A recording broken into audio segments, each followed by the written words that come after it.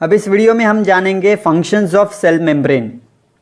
क्योंकि cell membrane एक selectively permeable membrane है, तो ये कुछ पर्टिकुलर मॉलिक्यूल्स को ही सेल के अंदर आने देती है और कुछ पर्टिकुलर मॉलिक्यूल्स को ही सेल के बाहर जाने देती है। मतलब कि ये रेगुलेट करती है movement of various molecules in and out of the cell.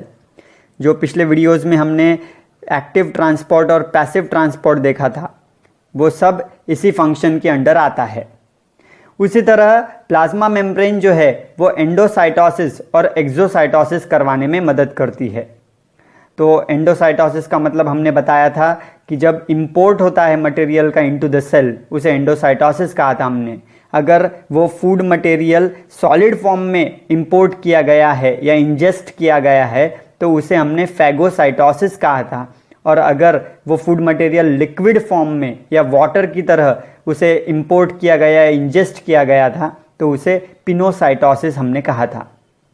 ये जो एंडोसाइटोसिस है ये सेल मेम्ब्रेन की फ्लेक्सिबिलिटी की वजह से होता है। इसी के उल्टा हमने बताया था एक्सोसाइटोसिस, जब मटेरियल को सेल के बाहर भेजा जाता है तो उसे एक्सोसाइटोसिस कहते हैं। फिर जो प्लाज्मा मेम्ब्रेन है that regulates reabsorption, secretion and excretion.